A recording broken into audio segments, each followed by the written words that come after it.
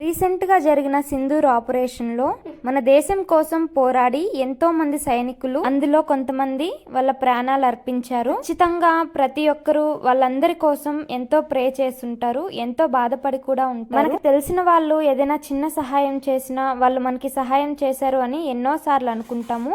అదే మనకు తెలియని వాళ్ళు మనందరి కోసం ఎంతో కష్టపడి ఎంతో శ్రమించి మనందరినీ మంచిగా ఉండేలా చూస్తున్నారు కదా. మన బార్డర్స్లో మన ఇంటి నుంచి వెళ్తేనేనా మన వాళ్ళు, మనందరి కోసం బార్డర్స్ వరకు వెళ్ళిన వాళ్ళు కూడా మన వాళ్ళే కదా.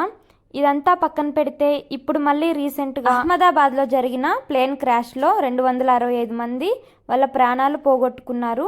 అసలు చిన్న పెద్ద తేడా లేకుండా అందరూ కనబడకుండా బూడిదైపోయారు. అందులో ఫస్ట్ టైం ఫ్లైట్ ఎక్కిన వాళ్ళు కూడా ఉండొచ్చు. ఆకాశంలోకి ఎగురుతున్నామన్న ఆలోచన వచ్చేలోపే వాళ్ళు లేకుండా పోయారు. తలుచుకుంటేనే చాలా బాధగా అనిపిస్తుంది. ఆ రోజు అలా జరగకుండా ఉంటే ఎంత బాగుండేదో అనిపిస్తుంది.